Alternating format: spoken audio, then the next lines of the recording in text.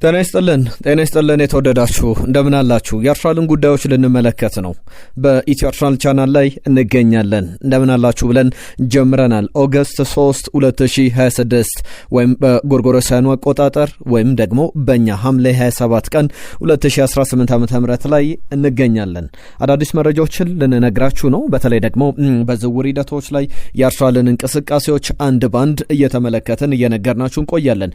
አሁን ከደቂቃዎች በፊት በሰበር መረጃ የወጡ መረጃዎች ነበሩ። በተለይ ብሩኖ ጉማሬዥና የኒውካስትል ዩናይትድ የአርሰናልን ድርድር በተመለከተ የወጡ መረጃዎች ላይ ሌሎች ማስተባበያዎችን ሰምተናል። አዳዲስ ጉዳዮችንም የተመለከትንባቸው ያገኘንባቸው መረጃዎች አሉ። በስፋት እንዳስሰዋለን እየነገርናችሁም እንቆያለን። ከብሩኖ ጉማሬዥ በተጨማሪ የኡሊያን አልቫሬዝ ቪኒ ጁኒየር ጉዳይ ላይ በተለይ ቪኒ ጁኒየር ላይ የስፔን ብዙሃን መገናኞች አንዳንድ ዘገባዎችን ይዘው ወጥተዋል። በፊት ገጾቻቸው ላይ ምን ይዘው መጥተዋል? ቪኒ ጁኒየር ወደ ማድሪድ ተመልሷል፣ ነገር ግን እስከ መቼ የሚለውንም ጥያቄ አንድ ላይ ያነሱበት ነው። በስፋት እየተመለከትነው እንቆያለን። ሌሎች አጫጭር ጉዳዮችን የማኑ ኮኔ የጃኦ ፔድሮ ጉዳይ ይነሳል። አርሰናል ቤት ምን አዳዲስ ነገሮች አሉ ለምትሉ እነዚህን ጉዳዮች እየተመለከተን እንቆያለን። አብራችሁን ቆዩ። መልእክቶቻችሁን፣ ሀሳብ አስተያየቶቻችሁን የላካችሁልን አብሮነታችሁን አሳዩን። በቀጥታ ወደ ጉዳዮቻችን እናልፋለን። ከዛ አስቀድመን ግን አንድ ጥያቄ እናቀርባለን።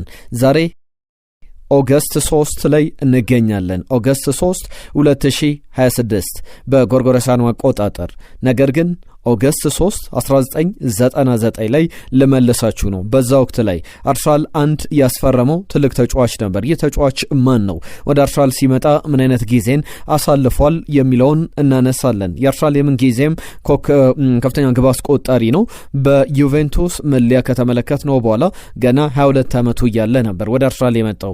ስለዚህ ተጫዋች እንግዲህ ጭምጭምታውን ካነሳን እናንተ ግምቶቻችሁን አስቀምጡልን። ከዩቬንቱስ አርሰናል በ11 ሚሊዮን ፓውንድ ያስፈረመው ተጫዋች የክለቡ የምን ጊዜም ከፍተኛ ግብ አስቆጣሪም እንደሆነ ይታወቃል። ስለዚህ ተጫዋች ወደ መጨረሻ ላይ እናነሳለን። እናንተ ግን ማን ነው የሚለውንም ስለሱም እንግዲህ ፍቅራችሁን፣ ምኞታችሁን፣ ሀሳባችሁን ሁሉ ልትገልጹልን ትችላላችሁ።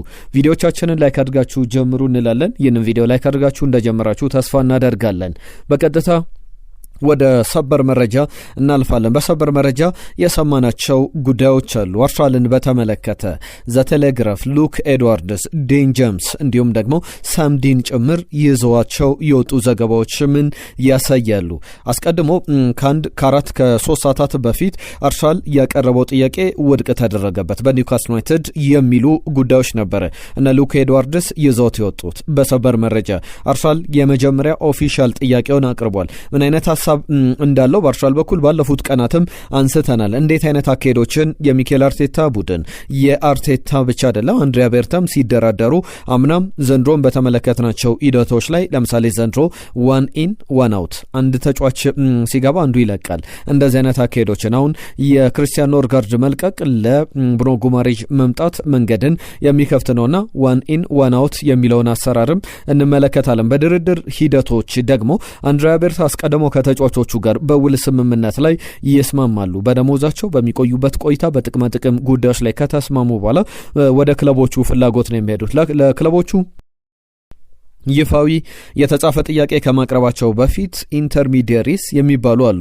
ከወኪሎች በተጨማሪ በመሃል ክለቡን ከወኪሎች ጋር ክለቡን ከክለቡ ጋር የሚያደራድሩ ቀጥታ ሁለቱ ክለቦች ከመገናኘታቸው በፊት የሚካሄድበት ርቀት አለ።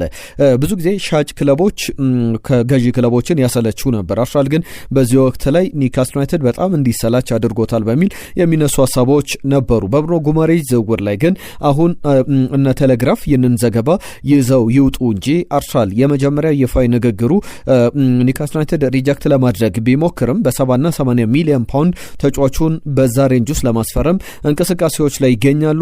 ኒውካስትል ዩናይትድ አስቀድሞ 100 ሚሊዮን ፓውንድ ሲል ነበር። ያ ግን የክፍያ እንደሚሆን የተጫዋቹን ፍላጎት ክለቡ መልቀቅ እንደሆነ መታወቁን ተከትሎ ከ70 እስከ 80 ሚሊዮን ፓውንድ አካባቢ ለተጫዋቹ ተከፍሎ ተጫዋቹ ዝውውሩን እንደሚያጠናቅቅ እየተጠበቀ ይገኛል። የኒውካስትል ዩናይትድ ፍላጎት ቢኖርም ተጫዋቹን እንደሚያጡት የወሰኑ ይመስላል። በቀጣይ ቀናት የመጀመሪያ ጥያቄ ውድቅ ቢደረግም ድርድሮች ላይ ግን እየሰሩ ይገኛሉ። አርሰናል አልተመለሰም። ኢንተርሚዲየሪዎችም በዚሁ በድርድሩ ላይ የተገኙበት ነውና በሶስት አካሎች መካከል በአደራዳሪዎች በኒውካስልና በአርሰናል መካከል እየተደረገ ያለው ንግግር እንደቀጠለ ይገኛል።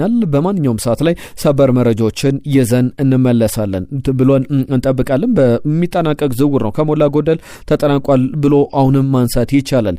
ኒውካስል ዩናይትድ ጉልበት እንደሌለው ፓወር እንደሌለው በተጫዋቹ ጉዳይ ላይ የገባው የተገነዘበ ይመስላል። ከዓለም ዋንጫ በኋላ ወደ ኒውካስል ዩናይትድ መመለስ የነበረበት እሁድ ዕለት ነበረ። ነገር ግን ተጫዋቹ ዛሬ ደርሷል። ያም ቢሆን ግን ኒውካስል ዩናይትድ በተጫዋቹ ጉዳይ ላይ አልተበሳጨም። ምክንያቱም ተጫዋቹ ዘግይቶም ቢሆን እንደ አሌክዛንደር አይዛክ ባለፈው ዓመት ጨራሽ አልመለስም አላለም። 5 ዓመታት በፊት በነበረው ሂደት ከዛ በተጨማሪም በሊዮን የነበሩትን ቆይታ እናስታውሳለን። በተለይ በሊዮን 71 ጨዋታዎችን አድርጎ 3 ግቦችን አስቆጥሯል። 8 አሲስቶች ብቻ ነበሩት። ከዛ በፊት በአትሌቲኮ ፓራናኔዝ የነበረው ቆይታ 106 ጨዋታዎችን አድርጎ 10 ግቦችን አስቆጥሮ 5 አሲስቶች ነበሩት። ኒውካስል ዩናይትድ ላይ በጣም ተሻሽሏል። እንደ ቡድንም መሪነቱን እንደ ብቃትም በብቃቱ ላይ ብዙ ያሻሻላቸው ነገሮች አሉ። በኒውካስል ዩናይትድ 195 ጨዋታዎችን አከናውኖ 31 ግቦችን 32 ደግሞ ለግብ የሆኑ ኳሶችን አቀብሏል። አጠቃላይ የ63 የግብ ተሳትፎ አለው ማለት ነው። 31 ግቦች 32 ለግብ የሆኑ ኳሶችን ያቀበለበት ጥሩ ቆይታንም ያሳየበት እንደሆነ የተመለከትነው ጉዳይ ነው። ነቤን ጃኮብስም ተመሳሳይ ነገሮችን አንስተዋል። በአርሰናል የመጨረሻ ፋይናላይዝ እያደረገባቸው ያሉ ጉዳዮች አሉ። በክለቡና በሱ መካከል ያሉ ድርድሮችን በተመለከተ በአርሰናል ቤት እስቲ የአማካኝ ስፍራ ላይ የምታውቋቸውን ብራዚላውያን ተጫዋቾች አንሱልን። በቅርብ ዓመታት የተመለከትናቸው አሁንም በዚህ በአርሰናል ቤት የብሩኖ ጉማሬዥን ስም እንጨምራለን። 6 ቁጥር ሆነው ወይም የተከላካይ አማካይ ሆነው በብራዚል ብሔራዊ ቡድን ውስጥ የምናውቃቸው ለአርሰናል የተጫወቱ ስሞችን እስቲ አንሱልን። እኔ ወደ በኋላ ላይ መውጫዬ ላይ አንስቻቸው እነዚህን ስሞች ጠቃቅሰን እናልፋለን። ትናንትናም ከአርሰናል ጋር ስማቸው የሚነሱ የሪያል ማድሪድ ተጫዋቾች ወደ አርሰናል የመጡ ከሪያል ማድሪድ ወደ አርሰናል የተዘዋወሩ ተጫዋቾችን ስም ንገሩን ብዬ ጥያቄ አቅርቤ እንደነበር ይታወቃል። በርካታ አድማጮቻችን ምላሻችሁን ልካችሁልናል። ከልብ እናመሰግናለን።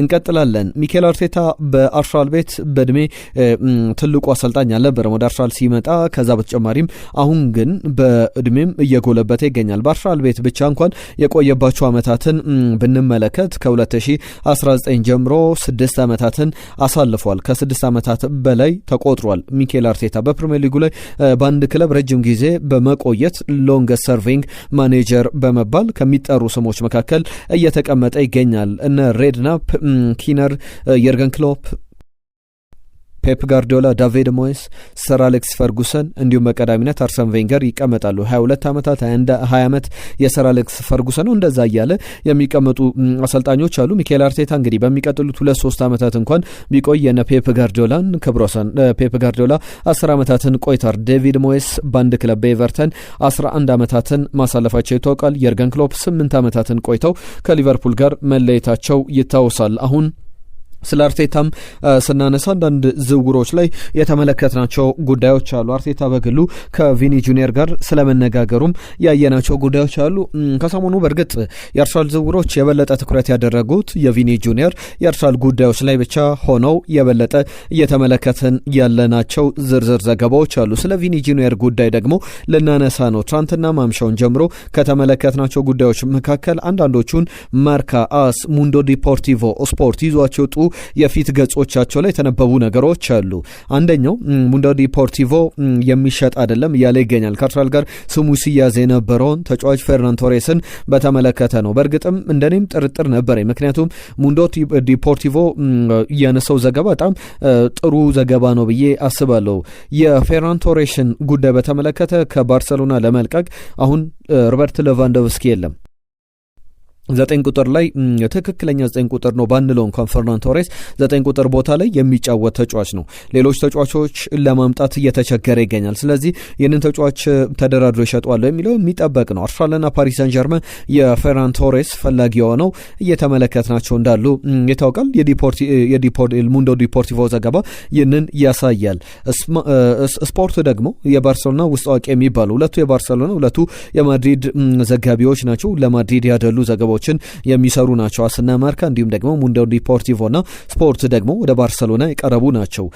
ሁለተኛ 9 ቁጥር አጥቂ ለማስፈረም እንቅስቃሴ ላይ እንዳለ ባርሰሎናን የዚህ የኡሊያን አልቫሬዝንም ዝውውር በማንሳት ያነሳሉ። ወደ ዋና ጉዳይ ግን ስመጣ ቪኒ ጁኒየርን ጉዳይ በፊት ገጹ ላይ ቪኒ ጁኒየር ወደ ቫልደቤባስ ተመልሷል፣ ነገር ግን እስከ መቼ ይቆያል የሚለውን ወደ አርሰናል የሚሄድበት እድል ሰፊ ስለመሆኑ የሚያትት ዘገባን ይዞ ወጥቷል። በዚህ ዘገባ ላይ ተጫዋቹ ቢመጣም ምን ያክል የመቆየት እድል አለው የሚለው አጠያቂ ነው። ሚኬል አርቴታ ከተጫዋቹ ጋር ስለመነጋገሩ የሚያሳዩ ዘገባዎችን ተመልክቻለሁ። ይህንን ዘገባ ይዞት የወጣው የጎል.ኮም ዘገባ ላይ የተመለከትነው መረጃ ነው። ሚኬል አርቴታ ተጫዋቹን የአርሰናል ፕሪፈር ምርጫ እንደሆነ የመጀመሪያ ምርጫ እንደሆነ ከዛ በተጨማሪም ፋይናንሻሊም ስፖርታዊ ወይም እግር ኳሳዊ በሆነ ነገርም ተጫዋቹን ስኬታማ ለማድረግ ሁሉ ነገሮችን ለማመቻቸት ስራዎችን እየሰራ እንዳለ የሚያሳዩ ዘገባዎችን ተመልክተናል። ጎል ይዞት የወጣው ዘገባ ስን በማጣቀስ ጭምር ነው። ሚኬል አርቴታ ከተጫዋቹ ጋር ስለመነጋገሩና ተጫዋቹ በዓለማችን ደረጃ ላይ ካሉ ምርጥ ተጫዋቾች መካከል መሆን እንደሚችል ለእሱ የተመቸ ኢንቫይሮንመንት እንዳመቻቸና ተጫዋቹ ብቻ የመጨረሻ ውሳኔውን እንዲያሳውቀው ሚኬል አርቴታ የ6 ዓመቱን ብራዚላዊ ተጫዋች ነግሮታል የሚሉ ዘገባዎችን ይዞ ወጥቷልና በቀጣይም የዚህ ንግግር ፍሬ ምን ሊሆን ይችላል፣ ስኬታማነቱስ፣ የዝውውር ሂደቱ በሚለው በቀጣይ ጊዜያት ላይ በስፋት የምንመለከታቸው ጉዳዮች ይኖራሉ። የቪኒ ጁኒየር የቫልደቤባስ መድረስ ወይም በሪያል ማድሪድ የልምምድ ማዕከል መገኘት ይዟቸው የሚመጡ ነገሮች በቀጥታ ተጫዋቹን በክለቡ ያቆየዋል አያቆየውም የሚለውን ጉዳይም የሚለይለት ነው። በቀጣይ ቀናት ከሪያል ማድሪድ ሰዎች ጋር ተጫዋቹንም በግልጽ ለማሳመን ጥረት ያደርጋሉ ተብሎ ይጠበቃል። ነገር ግን ተጫዋቹ የመጨረሻው ውሳኔ ወዴት ይሄዳል በሚለው ጉዳይ ላይ የምንጠብቃቸው ነገሮች አሉ። ከቀናት በፊት እኛም በዚሁ በኢትዮ አርሰናል ቻናል ላይ የዘገብነው አንድ ዘገባ ነበር። አርሰናል ተጫዋቹን ለማግኘት እየሄደ ያለበት ርቀትን በተመለከተ አንስተናል። ከዛ በተጨማሪም የአርሰናል ውስጥ አዋቂ ከሚባሉ በአርሰናል ቤት ውስጥ በጣም ታማኒ ምንጮች ከሚባሉ አንደኛው አንዶፍ አርሰናል ተጫዋቹ በግል ጥቅም በደሞዝ ጉዳይ ላይ ከአርሰናል ጋር ተስማምቷል የሚለውን ዘገባ አስነብቦ ነበር። ከዛ በኋላ ግን ወዲያው ሮክ ኔሽን የቪኒ ጁኒየር ወኪሎች ደግሞ ወጥተው ያስተባብላሉ በሚል ነገሮችን በዛው ፖስት በኋላ ከደቂቃዎች በኋላ አንስቶ ነበር። አሁን በዛሬው ዕለት የተመለከትነው ዘገባ እንደሚያሳየው ከሆነ ቪኒ ጁኒየርን በተመለከተ ከአርሰናል ጋር ተስማምቷል የሚባለው ነገር ውሸት ነው ብሎ ወጥቷል የሮክ ኔሽኑ ፕሬዝዳንት ሚሼል ዮርማክ። ነገር ግን ሚሼል ዮርማክ እንዳስተባበለው አስቀድሞ ያስተባብላል በሚልም አንዶፍ አርሰናል ያስቀመጣቸው ቅድመ ሁኔታዎች እንደነበሩ ይታወቃልና ለሁሉም የአርሰናል ጉዳዮች በዋነኝነት በብሩኖ ጉማሬዥ እና በቪኒ ጁኒየር ጉዳይ ላይ በእነዚህ ሁለት ብራዚላውያን የ26 እና የ8 ዓመት ተጫዋቾች ናቸው። እነዚህ ተጫዋቾች ላይ ያጠነጠነ ሆኖ እየተመለከት ነው። አርሰናል 70-80 ሚሊዮን ፓውንድም ከፍሎ ብሩኖ ጉማሬዥን ማስፈረሙ የሚቀር አይደለም። እኔ ትንሽ ጥርጥር ያለኝ በቪኒ ጁኒየር ጉዳይ ላይ ነው። ብሩኖ ጉማሬዥ አዲሱ አርሰናል ተጫዋች መሆኑ አይቀርም። በቅድመ ውድድር ዘመን ዝግጅት በቀጣይ ቀናት ከአርሰናል ጋር ሲለማመድ በአርሰናል ቤት ልምምድ ሲያደርግ ትመለከቱታላችሁ። አሁን በቪኒ ጁኒየር ጉዳይ ግን በዋነኝነት የተጫዋቹ ውል ንግግር ብቻ አይደለም፣ የሪያል ማድሪድ ተጽዕኖ ፈጣሪነት፣ የተጫዋቹ ፍላጎት፣ ወኪሎቹ የሚያማክሩት ነገርም ይወስኗል ብዬ እጠብቃለሁ። በቀጣይ ቀናት ሌሎች ተጨማሪ ጉዳዮችን በዚህ ሀሳብ ላይ እናነሳለን። ከማንቸስተር ዩናይትዱ የቀድሞ ተጫዋች ፓትሪስ ኤቭራ ጋር በተያዘ አርሰናል ማኑ ኮኔን ቢያስፈርመው በጣም ትክክል በጣም የሚሆኑ አብረው መሄዱ የሚችሉ ተጫዋችና ክለብ ናቸው ይላል። ማኑ ኮኔን በጣም የምወደው አይነት ተጫዋች ነው። በጣም ኢነርጂው የሚገርም ነው። ኳስ መግፋት ይችላል። የአንድ ለአንድ አጋጣሚዎችን ያሸንፋል። ለቲሙ የሚሰራ የሚለፍ አይነት ተጫዋች ነው። እነዚህ ሁሉ በእንግሊዝ ማተር አላቸው፣ ዋጋ አላቸው፣ ትርጉም አላቸው። የእሱ አይነት ኳሊቲዎች ጥቅም አላቸውና ፕሪሚየር ሊግ ደግሞ በጣም ፋስት የሚባል ሊግ ነውና ጊዜ አታገኝም ለመተንፈስ እንኳን። ያንን ደግሞ አዳፕት ለማድረግ ወደ ሊጉም የመጀመሪያ 5 ጨዋታዎች ሊከብዱት ይችላል የሚል ሀሳቡን ያነሳል። ነገር ግን ሚኬል አርቴታ አይነት አሰልጣኝ የሚያገኘው ከሆነ ተጫዋቹን በደንብ አርሰናልን ሊጠቅም ይችላል፣ አርሰናል ቢያስፈርመው የሚል እምነት እንዳለው ሲናገር ተመልክተናል። በአንድ ፖድካስት ላይ በነበረው ቆይታ የአርሰናልና የቼልሲ ጉዳይ ባለፉት ዓመታት ከኬፓ አሪዛባላጋ ጀምሮ ኖኒ ማዱዌኬ የቅርብ ጊዜ ዝውውሮች ናቸው። ከዛ በፊት እነ ዳቪድ ሉይዝን መጥራት ይቻላል፣ ብዙ ስሞችን ማንሳት ይቻላልና የጆሻ ቾምፖንግን ዝውውር ባለፉት 2 ቀናት አንስቼላችኋለሁ። የግሎቦ ዘገባ ደግሞ ግሎቦ ኒውስ ተጫዋቹ በእርግጥ አሁን ጃኦ ፔድሮ ውል አራዝሟል በቼልሲ እስከ 2033 ድረስ የሚያቆየው። ነገር ግን አርሰናል ተጫዋቹን እስከ 86 ሚሊዮን ፓውንድ ከፍሎ ለማስፈረም ፍላጎት እንደነበረው የሚያሳዩ ዘገባዎች ወጥተዋል። በጣም አስገራሚ የሆነ ነበረ ጃኦ ፔድሮን በአርሰናል መመልከት። እንዴት ታዩታላችሁ እናንተስ? መምጣት ነበረበት ወይስ ደግሞ ዝውውሩ እንኳንም አልተሳካ የምትሉት አይነት ዝውውር ነውና በተጫዋቹ ጉዳይ ላይ ፍላጎቱ ምንድነው የሚለው ገና ግልጽ ያልነበረ ነው። ነገር ግን በአርሰናል በኩል ፍላጎት እንደነበረውና 86 ሚሊዮን ፓውንድ ለተጫዋቹ ለመክፈል ጃኦ ፔድሮ ብራዚላዊን ተጫዋች ለማስፈረም ፍላጎቶች እንደነበሩ የሚያሳዩ ዘገባዎችን ተመልክተናል። ከክሪስቶስ ዞሊስ ጋር በተያያዘ እየሰማናቸው ያሉ ጉዳዮች አሉ። ክሪስቶስ ዞሊስ እኔ አንድ ነገር ይላል። በዳቪድ ቪያ የቀድሞው ባርሰሎና የአትሌቲኮ ማድሪድ የስፔን ብሔራዊ ቡድን ተጫዋች ደረጃ ላይ የሚገኝ ተጫዋች አይደለም፣ ነገር ግን ከእሱ ጋር ጨዋታችን የሚያመሳስለው ነገር አለ በሚል ራሱን ከዳቪድ ቪያ ጋር ያነጻጽራል። ከዛ ውጭ ግን ክርስቶስ ዞሊስ በአርሰናል ቤት ስላሉ ነገሮች አንስቷል። አርሰናልን ለመምረጥ በጣም ነገሮች ቀላል ነበሩ፣ እንደ ቡድን የተዋቀረ ወደ አርሰናልም ለመምጣት ነገሮች ከባድ አልነበሩም የሚል ሀሳቡን ያነሳል። ከክለብ ብሩገ ጋር የቅድመ ውድድር ዘመን ዝግጅት በመጀመሪያም በጣም ጥሩ መላመድ ችያለሁ የሚልም ሀሳብ አለው ሚኬል አርቴታን እንዳናገረው። ከዛ በተጨማሪ ሚኬል አርቴታ ስለሱ ታሪክ ስለ አለፍኩበት የእግር ኳስ መንገድ እንድነግረው ፍላጎት ነበረው፣ ያንንም በደንብ አስረድቸዋለሁ። ከዛ በተጨማሪም ያለኝን ነገሮች በሙሉ ለመስጠት ዝግጁ ነኝ ብሏል። በኖርዊች የመጣበትን የመጀመሪያ ዓመታት ኖርዊች አንደኛ እግር ኳስ ላይ ኳስ ተቆጣጥሮ የሚጫወት ቡድን አይደለም፣ ለፕሪሚየር ሊጉም በዛ ደረጃ ላይ የሚመጥን ቡድን አልነበረምና በእነዚህ አይነት ቡድን ውስጥ መጥቶ ደግሞ በፕሪሚየር ሊግ መፎካከር ራስን ማሳየት ነገሮችን ትንሽ የሚያወሳስብ ጉዳዮች አለው በሚል የሚያነሳቸው ሀሳቦች አሉ። ክሪስቶስ ዞሊስ በአርሰናል የመጀመሪያ ግቡን ጂሮና ላይ ያስቆጥሯል። በቀጣይ ቀናትም የምንመለከተው አይነት ጥሩ አስተዋጽኦ ይኖረዋል ብለን የምንጠብቀው ተጫዋች ነው። ከኬቨርስ ጋር በተያያዘ ስለ አርሰናል አንዳንድ ጉዳዮችን አንሷል። ቀድሞ ነው ረፍቱን ሳይጠናቀቅ ወደ አርሰናል የመጣውና ከ3 ሳምንታት በፊት በኦፈሮች ነበሩኝ ረፍቴን የማጠናቀቅ ወደ ሚኬል አርቴታ ቴክስት አላደረኩም፣ ዝም ብዬ ተነስቼ ነው የመጣሁት፣ ሪፖርት አደረግኩ። ከዛ በኋላ ልምድ መስራት ጀመርኩ፣ ምክንያቱም ለሚቀጥለው ዓመት በጥሩ ጤንነት ላይ መዘጋጀት አለብኝ። 1 ሳምንት ትርፍ ነበረኝ ወይም መጠቀም የነበረብኝ፣ ነገር ግን ወደ አርሰናል በመምጣቴ ቶሎ በመመለሴና ዝግጁ በመሆኔ ደስተኛ ነኝ የሚል ሀሳቡን ሲያካፍል ተመልክቻለሁ። ባነሷቸው ጉዳዮች ላይ መልእክቶቻችሁን ላኩልን። በአማካኝ ስፍራ ላይ የምታስታውሱት ብራዚላዊ ተጫዋች በአርሰናል ቤት ማን ነው? ከዛ በተጨማሪም ከዩቬንቱስ በ11 ሚሊዮን ፓውንድ በወቅቱ 1999 ላይ የፈረመ ተጫዋች ማን ነው? እነዚህን ስሞች እየነገራችሁን አብራችሁን ቆዩ። ትናንትና ባነሳናቸው ጥያቄዎች ላይ ሜስት ኦዚል ብሎናል ምንተስኖት አድማሱ። ውዱ ተጫዋች ደግሞ ኒኮላስ ፔፔ እንደነበረ ያነሳል። ነገር ግን እኔ አርሰናል ሲገዛ ሳይሆን ውዱ ተጫዋች ብዬ የጠየቅኩት አርሰናል ሲሸጥ ነው። ውዱ ተጫዋች ለእናንተ ማን ነው ብዬ ጥያቄ አቅርቤ ነበር። ምንተስኖት አድማሱ ሊያን አልቫሬዝን በተመለከተ ያነሳው ጉዳይ አለ። አህመድ ኢሳም እንዲሁ ኦዝል፣ ኦደጋርድ ከሪያል ማድሪድ የፈረሙ ተጫዋቾች ናቸው ብሏል። ምንተስኖት አድማሱ ዴክላን ራይስን በውድነት የሚጠቀስ ተጫዋች ነው በሚል ያነሳልን ነገር አለ።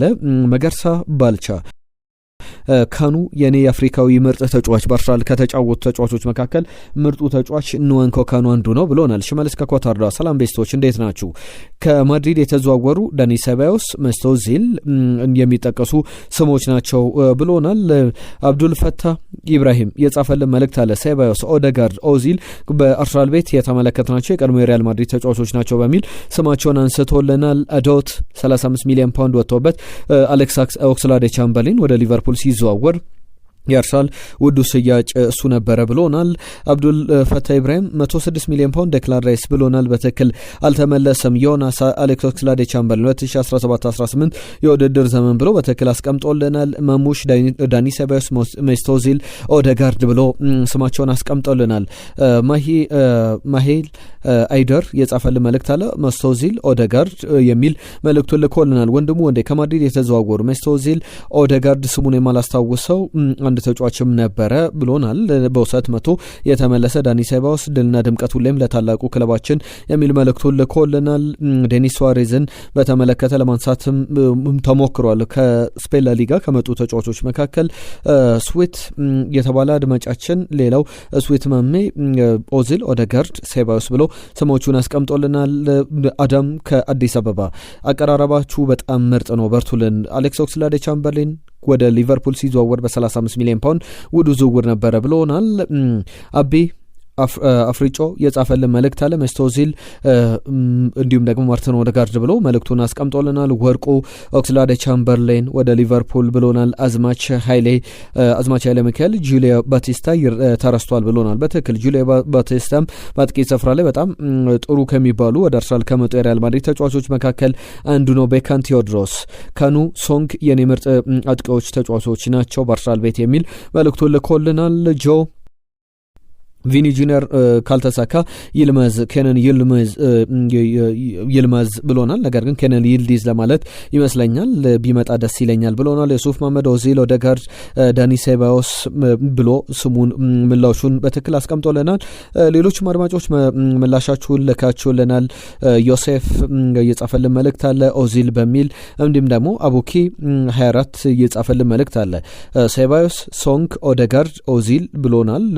ሶንግ ግን በዛ ቦታ ላይ ከሪያል ማድሪድ የመጣ ሳይሆን ወደ ባርሴሎና ሄዶ ነበር። በእርግጥ ከዛ ውጪ ግን አሁን ደግሞ የዚህ የቪኒ ጁኒየር ዝውውር ይጠናቀቅና ሌላ ስም ከሪያል ማድሪድ ወደ አርሰናል የመጡ ስሞችን ብለን እንጠቅሳለን የሚል ሀሳቡን ልኮልናል። ኮማ የጻፈልን መልእክት አለ። ዘካሪያስ ሙስጠፋ እንዲሁ ደግሞ ሚኬል አርቴታ ይዝባክ ብሎናል። ሚኬል አርቴታ ተመልሷል ብሎናል። ኮማም የጻፈልን መልእክት አለ። ከኦዚል ከኦዴጋርድ ከዳኒ ሴባዮስ ጋር በተያዘ እንዲሁም ደግሞ ፍቅሩ ኪዳኔ ኦዚል ኦዴጋርድ ብሎ ምላሹ ልኮልናል። ንብረት እንዲሁም ደግሞ ኦዴጋርድ ብሎ የጻፈልን ነው።